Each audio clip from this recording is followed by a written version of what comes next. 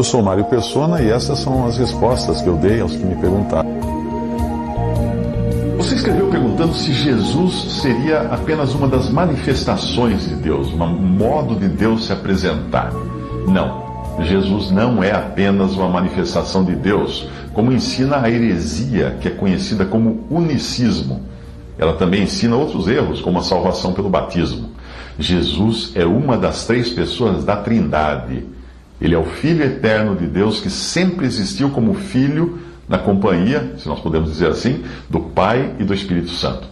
São três pessoas coiguais, coeternas em um único Deus. Nós poderíamos resumir uma refutação a essa falsa ideia de que Jesus seria apenas uma das manifestações de Deus da seguinte maneira. Primeiro, existe um só Deus, como fala em Deuteronômio 4:35, 39, Deuteronômio 6:4, Deuteronômio 32:39, Isaías 43, 10 a 11, Tiago 2:19. Segundo, as três pessoas subsistem na mesma essência. A. Deus Pai, Mateus 6:9, 10:32, 23:9. B. Deus Filho, em João 1:1, 20, 28 a 29 e Hebreus 1, de 1 a 9. C. E Deus Espírito Santo, em Atos 5, de 3 a 4. Terceira refutação: o Filho não é uma manifestação temporária do Pai. Por quê? Primeiro, que o Filho é eterno, como fala em João 1:1, João 8:58, Colossenses 1:17 e 1 João 1:1. Segundo, porque todas as coisas foram criadas por meio do Filho, em João 1:3, 1 Coríntios 8:6, Colossenses 1:16 e Hebreus 1, de 1 a 3. Então, terceiro, porque a salvação vem somente em função da graça de Deus pela fé em Jesus Cristo como Senhor e Salvador, e não pelo batismo, que é uma das heresias associadas também a essa ideia de que Jesus seria apenas uma manifestação de Deus. Isso você encontra, que a salvação é por fé apenas em Jesus Cristo, e não pelo batismo, em Atos 4:12, Romanos 10, de 9 a 10, Efésios 2, de 8 a 10 e 2 Timóteo 2:5. Uma cena na qual nós encontramos a inegável presença simultânea do Pai, do Filho e do Espírito Santo, portanto da Trindade, é o batismo de Jesus. Em Marcos 1, de 10 a 11, diz que logo que Jesus saiu da água, viu os céus abertos e o Espírito que como pomba descia sobre ele. E ouviu-se uma voz dos céus, que vinha do Pai, obviamente, que dizia: Tu és o meu Filho amado, em quem me comprazo. As três pessoas juntas no mesmo momento. Não era a manifestação de um, de outro. Não, eram as três pessoas distintas. O Salmo 102 traz um diálogo entre as três pessoas da Trindade. E para entender isso é preciso perceber a mudança que ocorre nas pessoas que falam. Um comentário de William MacDonald, no Believer's Bible Commentary, detalha isso da seguinte maneira, abre aspas, nos versículos 1 a 11 desse Salmo 102, nós vemos o Senhor Jesus pendurado na cruz, falando com Deus. Ali diz: oração do aflito, vendo-se desfalecido e derramando a sua queixa perante a face do Senhor. Senhor, ouve a minha oração e chegue a ti o meu clamor. Não escondas de mim o teu rosto no dia da minha angústia. Inclina para mim os teus ouvidos no dia em que eu clamar. Ouve-me depressa. Porque os meus dias se consomem como a fumaça e os meus ossos ardem como lenha. O meu coração está ferido e seco como a erva, por isso me esqueço de comer o meu pão. Por causa da voz do meu gemido, os meus ossos se apegam à minha pele, sou semelhante ao pelicano no deserto. Sou como um mocho nas solidões, vigio, sou como o pardal solitário no telhado. Os meus inimigos me afrontam todo dia, os que se enfurecem contra mim têm jurado contra mim, pois tenho comido cinza como pão e misturado com lágrimas a minha bebida, por causa da tua ira e da tua indignação. Pois tu me levantaste e me arremessaste. Os meus dias são como a sombra que declina, e como a erva eu vou me secando.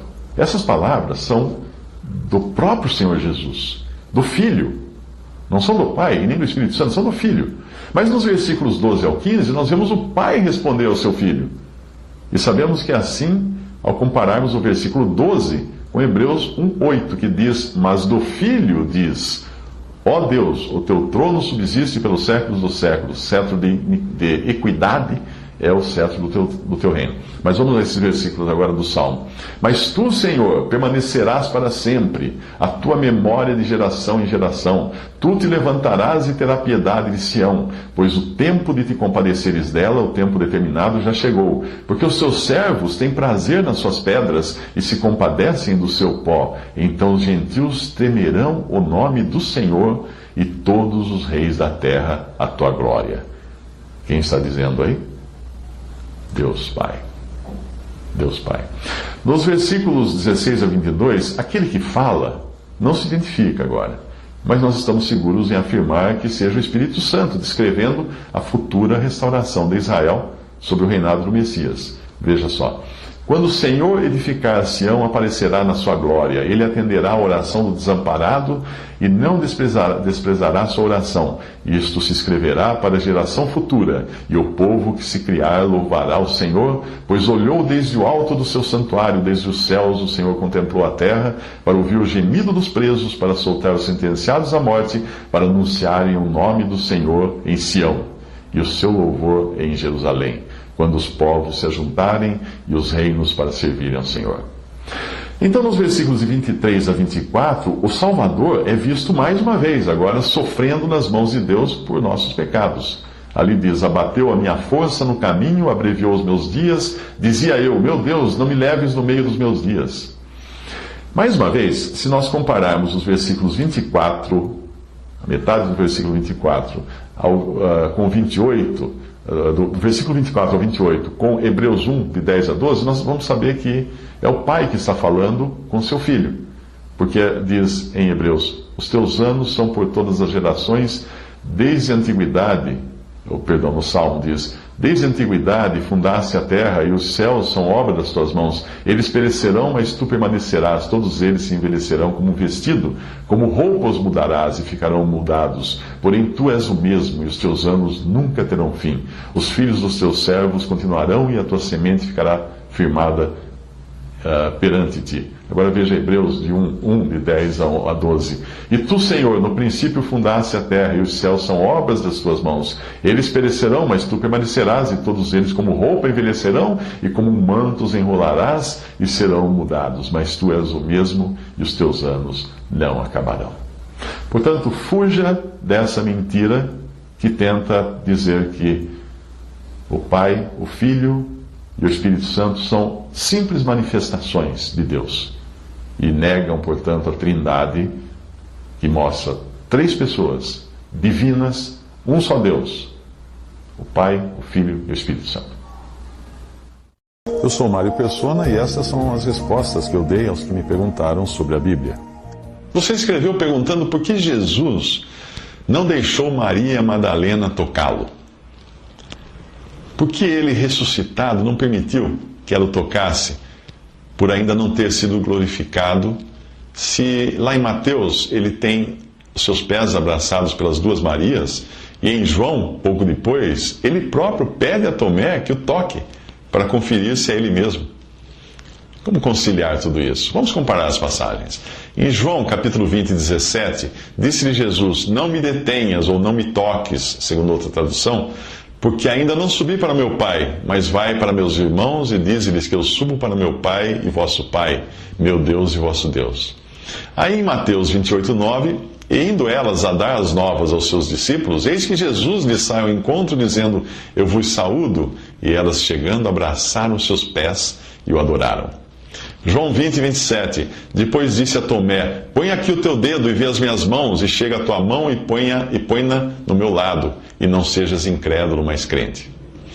Eu creio que o sentido da palavra, em algumas traduções, não me detenhas, ao invés de não me toques, pode ajudar a entender a passagem de João 20, 17, mas é preciso também levar em consideração duas coisas. Primeiro, o aspecto profético de cada evangélico, e também o estado de Maria Madalena no seu encontro pessoal com o ressuscitado no Evangelho de João.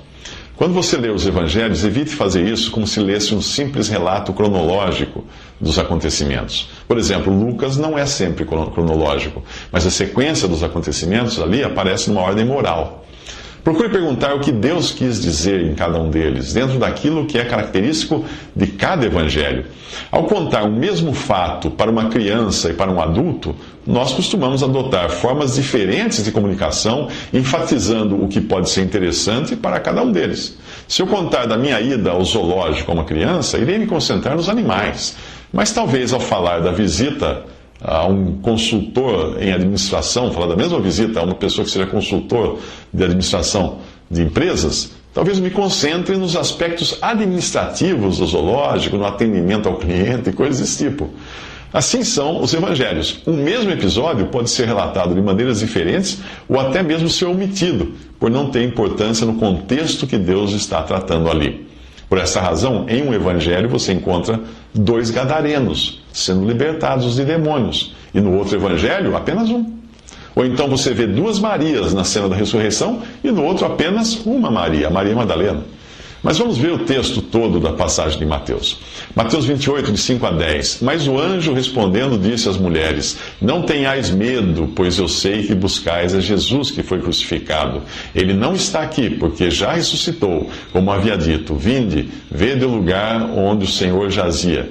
E aí depois, imediatamente, dizei aos seus discípulos que já ressuscitou dentre os mortos. E eis que ele vai adiante de vós para a Galiléia, e ali o vereis. Eis que eu vou-lo tenho dito. E saindo elas pressurosamente do sepulcro, com temor e grande alegria, correram a anunciá-lo aos seus discípulos. E indo elas a dar as novas aos seus discípulos, eis que Jesus lhes saiu ao encontro, dizendo: Eu vos saúdo. E elas, chegando, abraçaram os seus pés e o adoraram. Então Jesus disse-lhes: Não temais, ide dizer a meus irmãos que vão a Galiléia e lá me verão. Do ponto de vista profético, Mateus é o único evangelho escrito em aramaico, a língua falada pelos judeus da época. E é também o que tem maior número de citações do Antigo Testamento. Nele, Jesus é apresentado como rei dos judeus, em Marcos como servo, e em Lucas como filho do homem, e em João como filho de Deus. Esse caráter distinto de Mateus tem um objetivo. Neste evangelho, Jesus é apresentado ao remanescente judeu fiel que se converterá após o arrebatamento da igreja, durante a tribulação e antes de inaugurar o reino milenial na terra.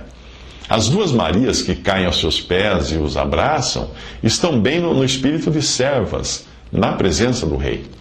No evangelho de Mateus, o anúncio da ressurreição é dado pelos anjos às 2 Marias, o que é bem próprio da relação de Deus com Israel. Esse encontro é também coletivo e não individual, como é característico da relação do crente que faz parte do corpo de Cristo, a igreja, na atual dispensação da graça de Deus. O cristão, ele tem uma intimidade com o Senhor, afinal, ele faz parte da noiva de Cristo. Uma intimidade que não será igual ao relacionamento de que desfrutarão os judeus durante o reino na terra.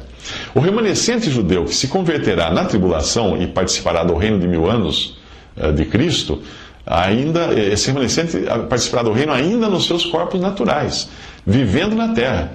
Esses irão receber a Cristo como rei. Mas Jesus não é rei dos cristãos. Para os cristãos, para nós, ele é Senhor, não rei.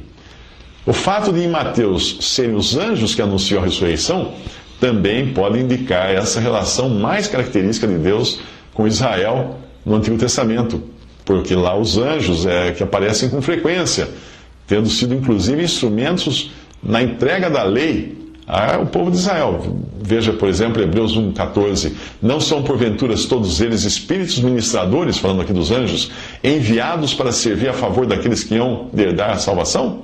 Em Atos 7,53, vós que recebestes a lei por ordenação dos anjos e não as guardastes. E não aguardastes. Em João, nós vemos Jesus em um caráter distinto dos outros evangelhos. Ali ele é apresentado como o Verbo, o Criador, o Filho de Deus. Neste evangelho é o próprio Senhor quem se dá a conhecer a Maria, porém agora em uma nova relação com seus discípulos. Nunca antes ele os havia chamado de meus irmãos. Essa nova relação ele já havia previsto quando mostrou que estaria rompendo até mesmo com os seus vínculos de parentesco natural. Quando ele perguntou: quem é minha mãe e quem são meus irmãos? Estendendo a sua mão para os seus discípulos, disse: Eis aqui minha mãe e meus irmãos, porque qualquer que fizer a vontade de meu Pai, que está nos céus, este é meu irmão, irmã e mãe. Isso foi em Mateus 12, 48 a 50. Eu acredito que o que Jesus quis impedir foi que Maria Madalena pensasse estar ainda no mesmo tipo de relacionamento que os discípulos haviam tido com Jesus antes de sua morte, quando o tocavam naquela condição. O que vimos com os nossos olhos, o que temos contemplado, e as nossas mãos tocaram da palavra da vida, disse João na sua primeira carta, capítulo 1, versículo 1. O relacionamento que os discípulos haviam tido com Jesus até então tinha sido segundo a carne. Mas a partir daquele momento, eles teriam um novo tipo de relacionamento com Jesus ressuscitado e glorificado nos céus. Veja 2 Coríntios 5,16. Assim que, daqui por diante, a ninguém conhecemos segundo a carne. E ainda que também tenhamos conhecido Cristo segundo a carne, contudo agora já não o conhecemos desse modo. Agora, como ressuscitado, ele seria a cabeça de uma nova criação. Na primeira criação, Adão havia sido cabeça e falhou. Os discípulos estariam, a partir deste momento, em um relacionamento espiritual e celestial com o Filho de Deus, ainda que mantendo uma certa distinção. Ele diz: meu Pai e vosso Pai, meu Deus e vosso Deus. Repare que ele não diz nosso Pai, mas meu Pai e vosso Pai. A filiação da qual Jesus desfruta é única, é singular, porque ele é o Filho eterno de Deus. E nós não temos essa mesma filiação. Nós fomos feitos filhos em algum momento no tempo. E não temos a natureza divina como Jesus a tem, a qual é eternamente uma característica intrínseca da sua pessoa divina. Se Maria Madalena podia antes se relacionar com Jesus na terra e na sua condição de filho do homem, caminhando aqui à semelhança de suas criaturas, mas sem pecado, Cristo andando aqui sem pecado, e se Maria Madalena podia desfrutar da sua companhia terrena, agora ela precisaria aprender que iria se relacionar com um homem na glória, na própria presença do Pai. Se as esperanças e bênçãos que enchiam o coração dela tinham sido até ali terrenas, como eram todas as bênçãos e esperanças de uma israelita, a partir de então elas passariam a ser celestiais, como são as bênçãos e esperanças do cristão, mas não do remanescente judeu, que irá se converter depois do arrebatamento da igreja, porque esse habitará na terra, no reino milenial de Cristo. Daí a expressão não me toques ou não me detenhas. Talvez ele estivesse querendo dizer mais ou menos assim: não me toques, ao menos da mesma maneira como você me conhecia antes da minha morte, ressurreição e ascensão aos céus, para ser glorificado à destra da majestade nas alturas. Em João 20, versículo 15 e 17, disse-lhe Jesus: mulher, por que choras? Quem buscas? Ela, cuidando que era hortelão, disse-lhe: Senhor, se tu o levaste, dize-me onde o puseste, eu o levarei. Disse-lhe Jesus: Maria. Ela, voltando-se, disse-lhe: Rabone, e quer dizer mestre. Disse-lhe Jesus: não me detenhas, porque ainda não subi para meu Pai, mas vai para meus irmãos e dize-lhes que eu subo para o meu Pai e vosso Pai, meu Deus e vosso Deus. Eu sou Mário Persona e essas são as respostas que eu dei aos que me perguntaram sobre a Bíblia. Você escreveu perguntando por que Jesus disse para os mortos sepultarem os mortos. Para entender a resposta que o Senhor dá ao homem que queria sepultar o seu próprio pai antes de seguir a Jesus, é preciso ler o contexto no qual aparecem 3 classes de candidatos a discípulos de Jesus: o autoconfiante, cujo coração o Senhor sabe estar preocupado com o conforto material; aquele que é dedicado às tarefas e responsabilidades lícitas, porém que coloca o Senhor em segundo plano; e aquele cuja senda da fé acaba sendo comprometida pelos laços familiares e por sua preocupação em não desapontar parentes e amigos. Lucas 9, 57 e 58 diz: aconteceu que, indo eles pelo caminho, lhe disse um: Senhor, seguir-te-ei para onde quer que fores. E disse-lhe Jesus: as raposas têm covis e as aves do céu ninhos, mas o Filho do Homem não tem onde reclinar a cabeça. O primeiro não está perguntando se deve seguir ou se o Senhor quer ser seguido por ele, mas simplesmente afirma que irá a qualquer lugar com Jesus. Ao contrário do segundo homem, no versículo 59, ao qual Jesus chama, este primeiro não recebeu o chamado, Mas, pela resposta de Jesus, que conhece os corações, dá para perceber que o homem não imagina o que é seguir aquele que não tem morada certa e que nesse mundo sequer podia contar com o mínimo conforto e segurança que até as aves e os animais têm. Muitos hoje são atraídos pelas promessas de prosperidade de falsos pregadores e se mostram dispostos a seguir a Jesus, mas certamente não é o mesmo Jesus dos evangelhos que eles pretendem seguir. Em Lucas 9, 59 a 60 diz: E disse o outro, segue-me. E disse a outro, o Senhor agora o Senhor convida o outro. Disse o Senhor a outro, segue-me. Mas ele respondeu, Senhor, deixa que primeiro eu vá enterrar meu pai. Mas Jesus lhe observou, deixa aos mortos ou enterrar os seus mortos, porém tu vais e anuncia o reino de Deus. Ao contrário do primeiro que não foi chamado, o Senhor chama este para segui-lo. Mas ele tem algo para resolver antes, o sepultamento do próprio pai. Ele diz, deixa que primeiro eu vá enterrar meu pai. A resposta dá uma clara indicação de suas prioridades. Seguir a Jesus era a segunda coisa mais importante na sua vida. É claro que Deus quer que cada um cumpra com as suas responsabilidades, mas nesse contexto em que aparecem 3 perfis de candidatos a seguidores, nós devemos ter em mente que Jesus quer trazer para fora de cada um o que está no coração. É sempre assim quando a palavra de Deus atinge uma alma. Porque a palavra de Deus é viva e eficaz e mais penetrante do que espada alguma de 2 gumes e penetra até a divisão da alma e do espírito e das juntas e medulas e é apta para discernir os pensamentos e intenções do coração. Hebreus 4:12. A repreensão de Jesus mostra que aqueles que estão espiritualmente mortos devem se ocupar de sepultar os que estão fisicamente mortos, já que não são capacitados a pregar o reino de Deus. Muitas vezes os cristãos perdem seu tempo fazendo tarefas que, se fossem relegadas aos incrédulos, permitiria que tivessem mais tempo para se ocuparem com aquilo que realmente importa nesta vida, os assuntos de Deus. Capítulo 9 de Lucas, versículos 61 a 62, continua dizendo, disse também outro, o terceiro agora, Senhor, eu te seguirei, mas deixa-me despedir primeiro dos que estão em minha casa. E Jesus lhe disse, ninguém que lança a mão do arado e olha para trás é apto para o reino de Deus.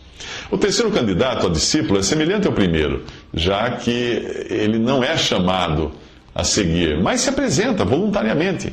Porém, como o segundo candidato, ele tem algo que vem primeiro, a sua família. Muitas vezes a família pode se transformar em tropeço para o crente, principalmente quando familiares incrédulos usam de chantagem emocional para impedir que o crente tenha comunhão com Deus, dedique-se à adoração, à oração, à comunhão com seus irmãos, ou, como é o caso da prioridade colocada aqui, a anunciar o reino.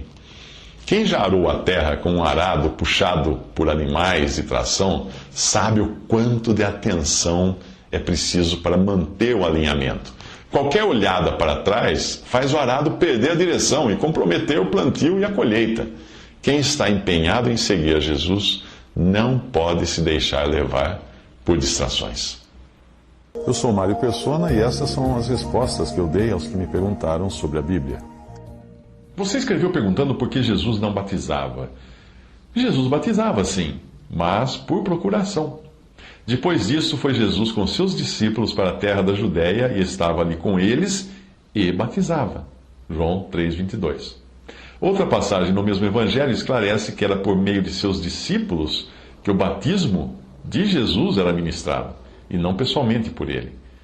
E quando o Senhor entendeu que os fariseus tinham ouvido que Jesus fazia e batizava mais discípulos do que João, ainda que Jesus mesmo não batizava, mas os seus discípulos, deixou a Judéia e foi outra vez para a Galiléia. João 4:1-3. O fato de Jesus não batizar pessoalmente as pessoas não fazia grande diferença para aqueles que eram batizados, pois o batismo era válido mesmo assim. Quando você dá a alguém uma procuração, tudo que essa pessoa fizer no seu nome, dentro dos poderes especificados da procuração, será legalmente reconhecido.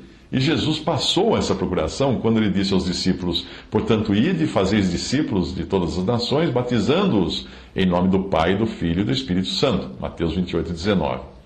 Embora naquele momento o contexto fosse outro, pois a igreja ainda não tinha sido formada e aqueles discípulos receberam a procuração, por assim dizer, no caráter de um remanescente judeu fiel ao Messias, as passagens que mostram os discípulos batizando em Atos certamente revelam que o batismo permanecia como uma ordenança também para os membros do corpo de Cristo, da igreja inaugurada em Atos 2, no dia de Pentecostes. A menção ao batismo também é encontrada nas epístolas, que formam a doutrina dos apóstolos. Devemos ter sempre em mente que, ainda que certas coisas não tenham sido ensinadas pelos apóstolos em suas epístolas, as ações deles podiam estar em conformidade com aquilo que aprenderam diretamente do Senhor, principalmente nos 40 dias que o Senhor passou com eles, depois de ressuscitado e antes de subir ao céu. 40 dias. Isso está em Atos 1, versículo 3. É por isso que qualquer batismo cristão é válido, independente de quem o tenha ministrado ou em que lugar e circunstâncias isso tenha sido feito. Porque o que importa é o nome de quem, é em nome de quem, ou com que procuração, ou a quem o batismo está sendo ministrado. O batismo aparece na Bíblia de diferentes formas e situações, portanto é preciso entender essa distinção. O batismo de João, por exemplo, João Batista, era diferente, e nós não vemos que os discípulos de João Batista batizassem. Era sempre João Batista quem ministrava aquele batismo, que era um batismo de arrependimento.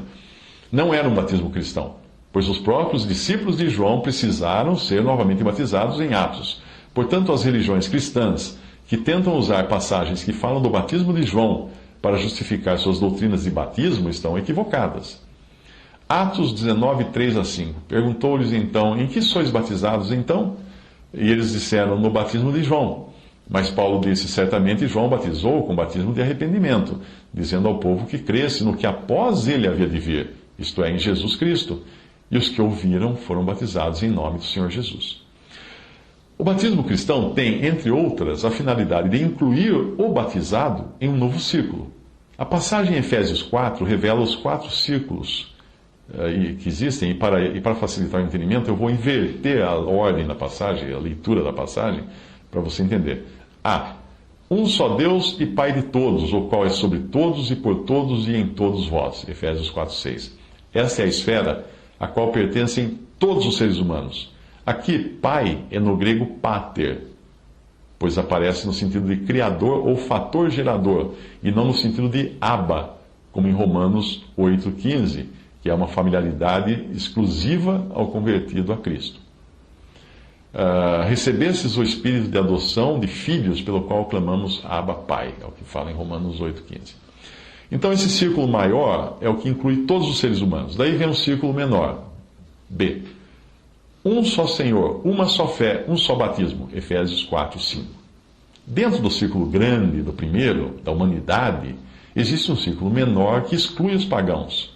Neste círculo menor estão as pessoas que levam o nome de cristãos, por terem sido associadas a Cristo por batismo, independente de terem nascido de novo ou não, de estarem salvas ou perdidas. Elas agora vestiram uma camisa escrita Cristo.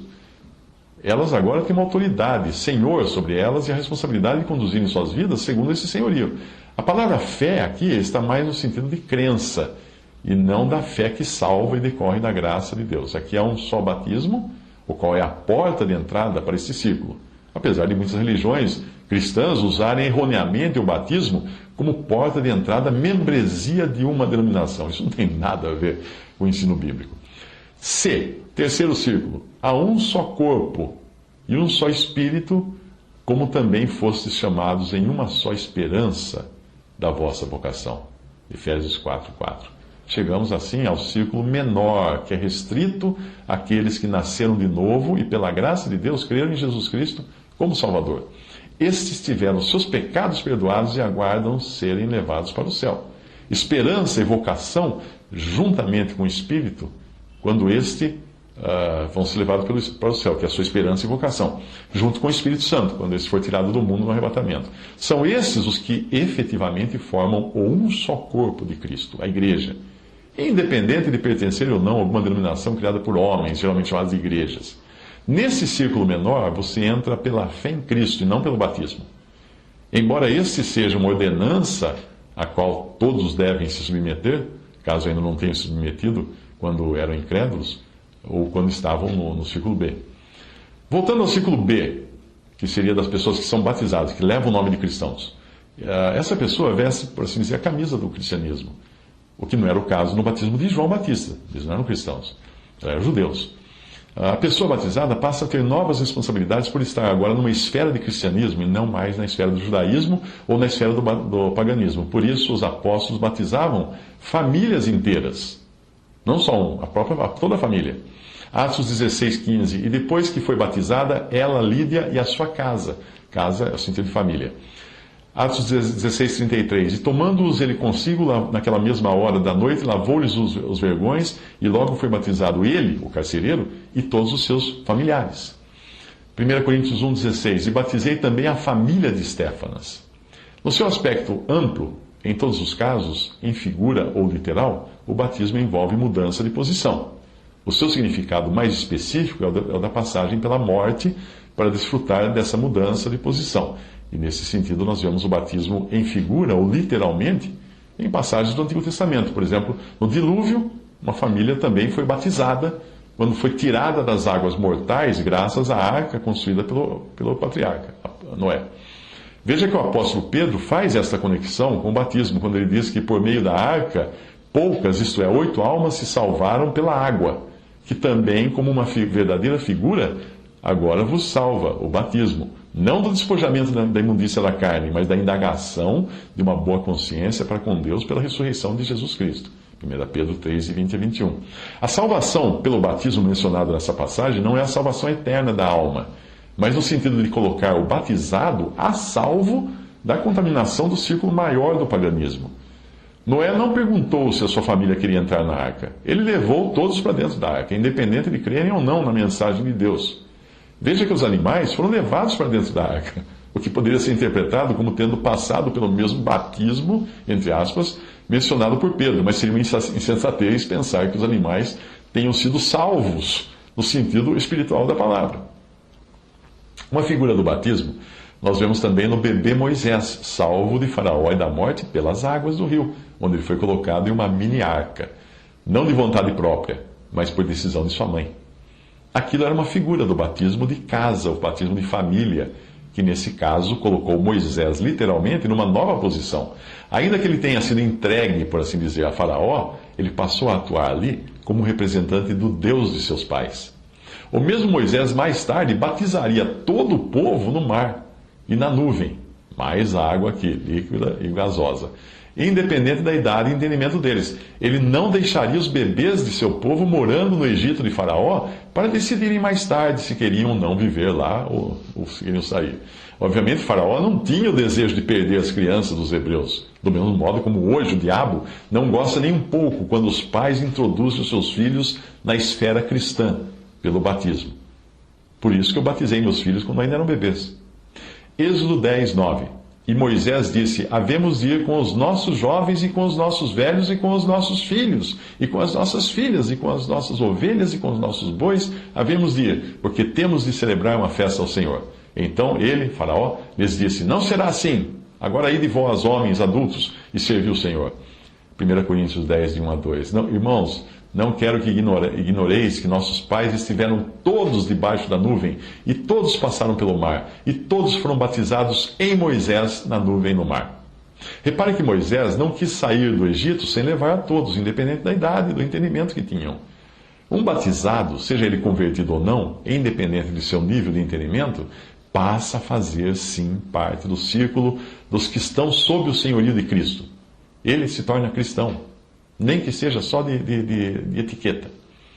Voltando agora à sua pergunta da razão de Jesus não batizar, e sim seus discípulos. Se nós levarmos em consideração que o batismo e as águas que este envolve figurarem a morte, fica perfeitamente consistente pensar que o papel de Jesus era o de dar vida, e não de fazer as pessoas passarem pela morte. A tarefa prática do batismo estava mais adequada aos discípulos, pois equivalia a sepultar mortos. Nós vemos também que Jesus, apesar de mandar batizar, não foi batizado, exceto por João Batista, mas o contexto era outro, era o de cumprir toda a justiça. Se a virtude do batismo estivesse naquele que batiza, então seria importante alguém ser batizado pessoalmente por Jesus. Mas ainda que feito por meio de seus discípulos, era a Jesus que as pessoas eram batizadas, e não aos discípulos. Do mesmo modo como na figura do Antigo Testamento, citada por Paulo, todos foram batizados em Moisés, para que ninguém diga que fossem batizados em meu nome. Paulo escreveu em 1 Coríntios 1,15, explicando ele do batismo. Cabe aqui também uma observação sobre a passagem em que Paulo diz isto, onde também diz que não foi enviado a batizar. Porque Cristo enviou-me não para batizar, mas para evangelizar. 1 Coríntios 1,17. O seu ministério tinha um caráter diferente, estava intimamente ligado à salvação pela pregação do Evangelho e também à revelação que recebeu do corpo de Cristo, a igreja. Porque o Evangelho de Cristo é o poder de Deus para a salvação de todo aquele que crê, escreveu Paulo em Romanos 1,16. Se o batismo tivesse a importância que algumas religiões dão para a salvação eterna, certamente Paulo teria sido enviado para batizar, e não teria tratado isso como acessório, mas teria incluído o batismo em sua pregação e prática. Portanto, é bom lembrar que o batismo é algo para este mundo, para esta vida, e não tem qualquer eficácia eterna. É só lembrar que um incrédulo pode ser batizado sim, e ainda que isto o coloque num círculo diferente de responsabilidades e privilégios, criando nele uma indagação ou compromisso de uma boa consciência para com Deus, como explica Pedro em 1 Pedro 3,21, ele, incrédulo, não é salvo pelo batismo. Um exemplo semelhante ocorre na santificação do marido incrédulo e dos filhos em um lar, o lar chamado a esfera, onde a mãe é convertida. Paulo escreve assim: porque o marido descrente é santificado pela mulher, e a mulher descrente é santificada pelo marido. De outra sorte, os vossos filhos seriam imundos, mas agora são santos. 1 Coríntios 7,14. Eles têm o privilégio de estar, ainda que não de escolha própria, em uma esfera diferente da esfera dos outros, que não têm o mesmo privilégio. Eu sou Mário Persona e essas são as respostas que eu dei aos que me perguntaram sobre a Bíblia. Você escreveu com uma dúvida baseada na citação que Mateus faz no capítulo 2,23 do seu Evangelho, quando diz: para que se cumprisse o que fora dito pelos profetas, ele será chamado Nazareno. Na verdade, não existe um versículo específico no Antigo Testamento que corresponda a esta passagem, como não existem outras passagens que são citadas no Novo Testamento, mas e que também nós não encontramos a origem. Por exemplo, essa passagem de Atos 20:35. Tenho-vos mostrado em tudo que, trabalhando assim, é necessário auxiliar os enfermos e recordar as palavras do Senhor Jesus, que disse: mais bem-aventurada coisa é dar do que receber. Em nenhum lugar nos evangelhos Jesus disse isso. Mas é importante lembrar que os evangelhos não registram tudo o que o Senhor Jesus disse. Se os discípulos estão afirmando em Atos que Jesus disse isso, então ele disse, porque foram os mesmos discípulos de Jesus que escreveram os evangelhos. Outra referência é feita a Enoque, cujo livro nem faz parte do cânon do Antigo Testamento. O livro de Enoque, que existe hoje, é um apócrifo, escrito muitos séculos mais tarde, portanto de nenhuma confiabilidade, ainda que possa trazer no seu texto frases ditas por Enoque no seu livro original, que nós não temos mais hoje, como a que foi citada na Epístola de Judas, Judas 1,14, e destes profetizou também Enoque, o sétimo depois de Adão, dizendo: eis que é vindo o Senhor com milhares de seus santos. Voltando ao versículo que você citou, Mateus 2,23, lá diz: e chegou e habitou numa cidade chamada Nazaré, para que se cumprisse o que fora dito pelos profetas, ele será chamado Nazareno. Nenhum profeta do Antigo Testamento que nós temos hoje previu que ele seria chamado de Nazareno de forma explícita, em texto. Mas mais de um profeta disse que ele seria desprezado. Por isso o versículo fala de profetas, e não de um profeta específico. Quando o Senhor esteve aqui, o termo Nazareno era um modo de expressar desprezo por alguém. E isso nós vemos na expressão que Natanael usa ao saber que Jesus é de Nazaré. Em João capítulo 1:46, disse-lhe Natanael: pode vir alguma coisa boa de Nazaré? Portanto, nós poderíamos dizer que Mateus estaria traduzindo o desprezo pelo qual os profetas, e não um profeta em particular, o desprezo que eles mencionaram. Porém, Mateus usa agora de uma expressão que resume isso nos dias de Mateus, ou seja, Nazareno, uma expressão de desprezo. Mesmo no nosso idioma e cultura existem expressões usadas para designar a origem ou região de alguém em um sentido pejorativo, as quais, obviamente, não seria politicamente correto repetir aqui por serem discriminatórias. Então, o que Mateus quis dizer foi usar um termo cujo sentido os profetas já teriam tratado, mesmo que não tivesse usado a palavra exata. Eu sou Mário Persona e essas são as respostas que eu dei aos que me perguntaram sobre a Bíblia. Sua dúvida é se Jesus teria sido o primeiro ser criado. Quando nós encontramos tantas passagens que nos falam da divindade de Jesus, e aí nós nos deparamos com esta que você citou, que criou a dúvida, é bom verificarmos se ela tem sentido literal ou não. A passagem que você citou é a que fala de Jesus como primogênito de toda a criação. E a sua dúvida é se aqui ele está dizendo que ele foi criado por Deus, que ele teria sido o primeiro ser criado por Deus. Em Lucas, Jesus também é chamado de primogênito, porém o contexto mostra que está falando disso em relação a Maria. E deu à luz o seu filho primogênito, e envolveu-o em panos e deitou-o numa manjedoura, porque não havia lugar para eles na estalagem. Lucas 2,7. O sentido aí é literal, porque Maria certamente estava tendo seu primeiro filho gerado no seu ventre, ou primogênito. Se você abrir em Êxodo, verá a mesma palavra, porém usada em sentido figurado. Como? Israel é meu filho, meu primogênito. O Senhor fala dele, de Israel, em Êxodo 4, versículo 22. Qualquer um entenderia que Deus não está falando de Israel como o primeiro criado por Deus, porque existiu muita gente antes de Israel.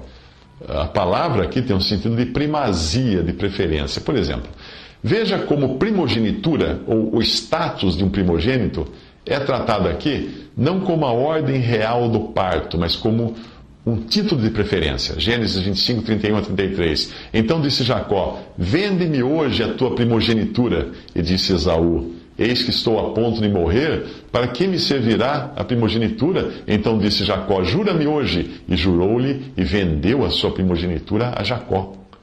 Na própria lei dada a Israel, havia uma situação em que o direito de primogenitura e herança era garantido ao primeiro a nascer. E isso indicava que existia o costume de se dar a primogenitura àquele que o pai quisesse. Deuteronômio 21, 15 a 17. Vamos ver a passagem. Quando um homem tiver duas mulheres, uma a quem ama e outra a quem despreza, e a amada e a desprezada lhe derem filhos, e o filho primogênito for da desprezada, será que no dia em que fizer herdar seus filhos o que tiver, não poderá dar primogenitura ao filho da amada, preferindo ao filho da desprezada, que é o primogênito.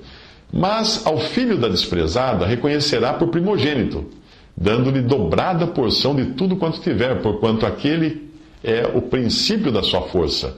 O direito da primogenitura é dele. Então aí nós temos o primogênito no sentido literal da primogenitura, do primeiro que nasce. Mas no Salmo 89, nós vemos a soberania de Deus agindo para com Davi, o caçula dos filhos de Jessé, e que neste salmo é uma figura de Cristo em seu reino. Salmo 89, 20 diz: achei a Davi, meu servo, com santo óleo ungi. Também o farei meu primogênito mais elevado do que os reis da terra. A minha benignidade lhe conservarei, e eu para sempre, e a minha aliança lhe será firme, e conservarei para sempre a sua semente e o seu trono como os dias do céu. Deus promete assim a Jesus, o rei de Israel, um lugar de primazia e supremacia, dando a ele a primogenitura, chamando-o de primogênito de toda a criação, para certificar-se de que nenhum ser criado pudesse ser considerado como estando acima dele. Esse é o sentido de Jesus primogênito. Embora jamais tenha sido criado pelo fato de ser Deus, e Deus nunca pode ser criado, embora Jesus nunca tenha sido criado, e ele é o Filho eterno de Deus, isto é, ele sempre esteve nesta posição eternamente, juntamente com o Pai e o Espírito Santo, formando a Trindade, 3 pessoas, um só Deus. Adão é chamado de Filho de Deus, porque Adão foi o único homem realmente e diretamente criado por Deus a partir de matéria inerte e sem vida, Adão. Todos os outros homens, eu e você também, nós somos chamados de criaturas de Deus. Porém, ao contrário de Adão, nós viemos de matéria viva. Nós nascemos do sangue, da vontade da carne e da vontade do homem, como fala em João 1,13. Veja o contraste, então, de cada um de nós com aquele Adão que foi criado a partir de matéria inerte. Aquele sim, Adão é chamado de filho de Deus porque ele foi criado por Deus.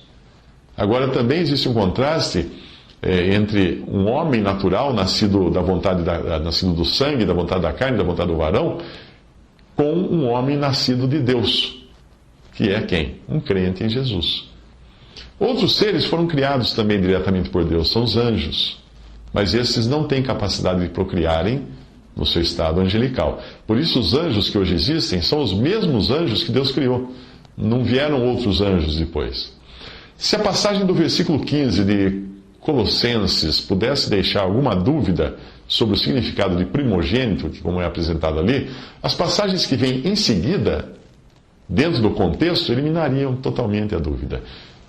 Veja o seguinte, Colossenses 1, 16 a 19. Porque nele foram criadas todas as coisas, em Cristo foram criadas todas as coisas que há nos céus e na terra, visíveis e invisíveis, sejam tronos, sejam dominações, sejam principados, sejam potestades, tudo foi criado por ele e para ele. E ele é antes de todas as coisas, e todas as coisas subsistem por ele. E ele é a cabeça do corpo da igreja, é o princípio e o primogênito dentre os mortos, para quem tudo tem a preeminência, porque foi do agrado do Pai que toda a plenitude nele habitasse. Para que todas as coisas que há nos céus e na terra fossem criadas por Jesus e para Jesus, e se ele é antes de todas as coisas, e todas as coisas subsistem por ele, não haveria qualquer possibilidade de ele ter sido criado antes antes de todas as coisas. Percebe? Ele já existia sempre e eternamente. Quando nós abrimos em Gênesis e lemos no hebraico, nós vemos que no princípio criou Elohim os céus e a terra. Gênesis 1:1. A palavra Elohim no hebraico significa Deus, porém na designação de plural, com 3 ou mais. Quando Elohim criou o homem, nós encontramos também o plural até no verbo, quando ele diz assim, façamos o homem à nossa imagem, o que demonstra que ali nós temos o Pai, o Filho e o Espírito Santo agindo em conjunto. Você encontra novamente a palavra primogênito no versículo 18, associado à ressurreição dentre os mortos. E aqui sim, Cristo é as primícias, o primeiro a ser ressuscitado em um corpo incorruptível, porque todas as ressurreições que nós vemos nos evangelhos e antes, até no Antigo Testamento, foram de pessoas que morreram mais tarde outra vez, não são ressurreição em corpo incorruptível. Finalmente, a última frase do versículo 18 fecha o contexto declarando qual a razão de tudo isso. Para que em tudo Cristo tenha o quê? A preeminência. Muitos ímpios, incrédulos, usam passagens como o versículo 15, isolando-a do contexto, para tentarem provar suas teorias. É importante sempre tomar o cuidado de verificar o contexto da passagem, quem disse, para quem foi dito, quando foi dito, por que foi dito, etc. Caso contrário, alguém poderá até usar a Bíblia para provar que Deus não existe. Porque tem um versículo na Bíblia que diz exatamente assim. O Salmo 14:1 diz o seguinte: não há Deus. Vá conferir na sua Bíblia para você perceber que eu estou citando apenas um pedaço do versículo. Eu sou Mário Persona e essas são as respostas que eu dei aos que me perguntaram sobre a Bíblia. Você demonstrou ter dificuldade em entender que a salvação é somente pela fé em Cristo como Salvador, pois tudo o que precisava ser feito para sermos salvos, Ele fez lá na cruz. Por isso você perguntou, então só basta crer em Jesus? Mesmo se a pessoa matar, roubar, estuprar e depois crer que Jesus é o nosso Salvador, ela está salva? Bem, o ladrão na cruz não fez nada além de crer em Jesus. E ele não era nenhum bom ladrão, como alguns costumam chamá-lo. Aliás, você já foi assaltado por um bom ladrão? Se você ler atentamente o Novo Testamento, verá que a justificação é pela fé. As obras são consequências de uma fé real, mas não são elas que salvam. Pense na fé como a locomotiva e as obras como o vagão. O trem pode chegar nos céus sem os vagões, mas não chega sem a locomotiva. Vamos fazer a sua mesma pergunta, porém de outra maneira. Quer dizer que quem não mata, não rouba, não estupra, está salvo? Obviamente não. Porque não é pelo que nós fazemos ou deixamos de fazer que vem a salvação, mas pela obra que Jesus consumou. Você jamais entenderá a graça de Deus se não se considerar pecador. Enquanto você achar que é melhor que um ladrão, um homicida, estuprador, não haverá salvação para você, pois você se achará justo comparado a eles. Mas não é com o bandido que você precisa se comparar, mas com Jesus, o homem perfeito. Ele é o gabarito pelo qual todos os homens que não creram nele serão julgados no dia do juízo. Você é perfeito como Jesus? Você é sem pecado como Jesus?